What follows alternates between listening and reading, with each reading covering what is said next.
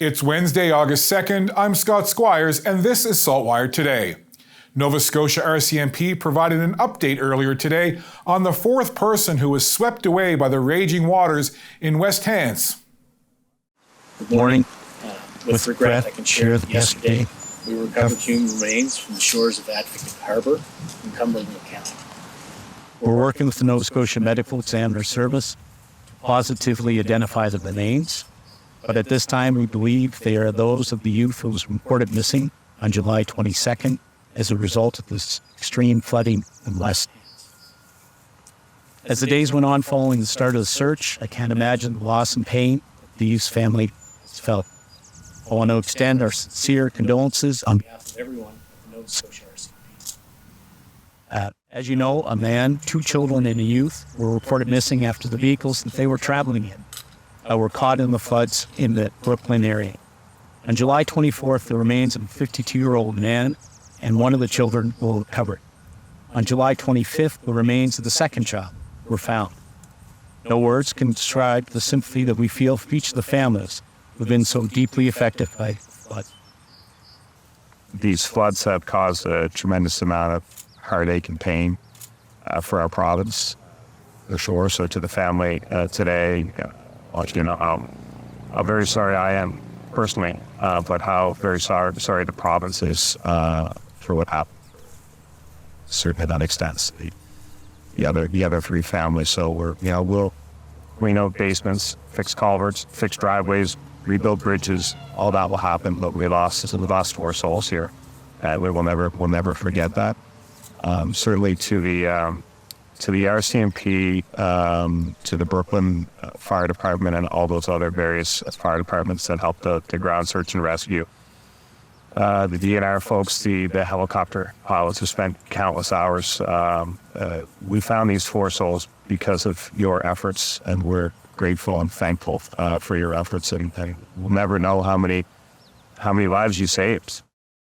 There's more on today's briefing at saltwire.com. Harold Brine, the last surviving miner rescued from one of Nova Scotia's worst coal mine disasters in October of 1958, has passed away at the age of 91. Brine was among 12 men who were rescued after spending 6 days trapped near the bottom of North America's deepest coal mine following a seismic shockwave that killed 75 miners. Here are some excerpts from an interview with Mr. Brine from 2018. When I was down there trapped, I wasn't worried about my wife. I was worried about my daughter. I figured she's only 2. Will she remember me? And that's one of my concerns at that time. I always thought, and someone said, well, why would you think that? And I said, well, the wife knew who I was. She would remember and carry on with life. But I had a little 2-year-old that had to go through life now. And that's one of the things I worried about.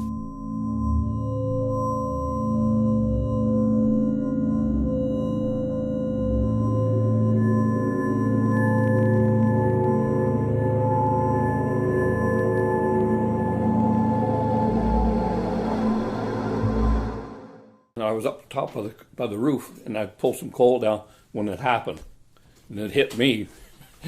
And I don't know, it marked my ribs and split my ear open. It kind of knocked me out. So I kept dazed, and I guess when I come to. Yeah, we knew where everybody was before our lights went out. We knew what was going to happen. So we more or less like a circle, all around one. Everybody was sitting around like in a circle, sitting on the coal. After we settled down, we couldn't get out. I thought I would never see daylight again. I just figured, we're done with. But how long could we last?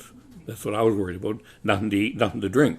One of the boys had a aspirin bottle, and they said, well, we can't give everybody the can because we give you the water can, you'll probably drink it all, so we'll ration it. So I'm thankful to get out of it and to think of, to thank all these guys that risked their lives to save me. Yeah, you think they'd had to get together and say, okay, these are the guys that rescued you. You'd have to give them a big hug and say, thank you for saving my life. The full interview with Mr. Brine is available at saltwire.com. The Buskers are back, and this year the Super Summer Festival is bringing even more to downtown Halifax, Dartmouth. Here's Cam Dolliver with the details. The preparations are in place for the 2023 Busker Fest, and this year's event is shaping up to be a huge one. In addition to the normal Buskers staging on the Halifax waterfront, the festival is adding the Halifax Seaport to their venue list. Glow Funland has set up rides and inflatables to add to the festivities, and food trucks are already setting up for the crowds that are sure to follow. Busker Fest is also returning to Alderney Landing for the second year. East Coast Amusements has taken over the parking lot with a sea of rides, games, and vendors. And of course, the Halifax waterfront venue is just as busy as ever, with multiple performance areas, inflatables, and tons of tents set up offering everything from food to face paint. Busker Fest kicks off tonight and will continue until Monday the 7th. Consider stopping by and checking out one of Halifax's most anticipated annual events. In Halifax, I'm Cameron Dolliver for SaltWire.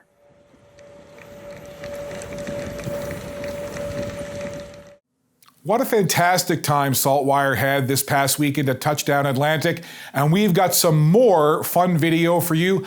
I had a chance to talk to someone who was from Saskatchewan originally, lives in Nova Scotia now, and she loves the green and white of the Riders. No surprise, I found a table full of Argos fans. Right next to them, a table full of Saskatchewan Roughriders fans. Now, the table telling me that you're the biggest Riders fan. What's your name and is that true? That is very true. My name is Cindy Jensen and I'm from Bethune, Saskatchewan, but live out here now. And I've been a Riders fan all my life. What's your favorite thing about Halifax? Anybody can answer. Awesome The people. Now, I'll go around real quickly. Raise your hand if you've had a donair. Oh, we're all from here. Oh, you're all local? We live here now. Well, of course you've had donair if you're from here. What does this mean, though, to have a CFL regular season game in Halifax? Oh, so freaking exciting. I've been... I can't... This is her Christmas. She's vibrating. We want a team full-time. Full-time. We want a team here. Atlantic Schooners coming to Halifax. Weather specialist Allister Aalders is at one of my favorite places in Dartmouth, Sullivan's Pond. Let's check in with Allister for a weather update. It sure was another beautiful day out here, Scott. I know some people are wishing it was a bit warmer, but temperatures in the mid-20s, a light breeze and that low humidity. Really, it's almost perfect out here today, and we still have some nice, comfortable weather in the forecast over the next couple of days. This evening, we will have clear skies. Great weather if you missed the supermoon last night. The moon will be 99% illuminated tonight. We will see the temperature this evening near 19 degrees. Overnight fog patches will develop, and they will dissipate on Thursday morning, and we're otherwise looking at sunshine. Starting the day below seasonal, near 12 degrees, so, it's been cooler than what we've experienced earlier this summer. Into the afternoon, we will have lots of sunshine. We'll see the temperature up to 25 degrees, but with low humidity, it's only going to feel like 27, so another nice day. Along the coast, the temperature will be closer to 20 with a south wind of 10 to 20 kilometers per hour, allowing temperatures to feel cooler there. We have more fair weather in the forecast on Friday and then changes for the upcoming weekend. A frontal boundary will approach. That will bring some showers and a risk of thunderstorms to the Halifax area on Saturday. Humidity will also increase on Saturday, although it really won't be too warm or hot. And for the rest of the upcoming long weekend, it does look like we clear out, sunshine returning to the forecast. Scott. Thanks, Allister. That's all for now. And if you're having some issues trying to find us on socials, hey, check out SaltWire.com. Go direct to the source. Thanks for spending some time with SaltWire today, and I'll leave you with some pretty cool words from Mahatma Gandhi. In a gentle way, you can shake the world. Wise words indeed. Let's do this again tomorrow.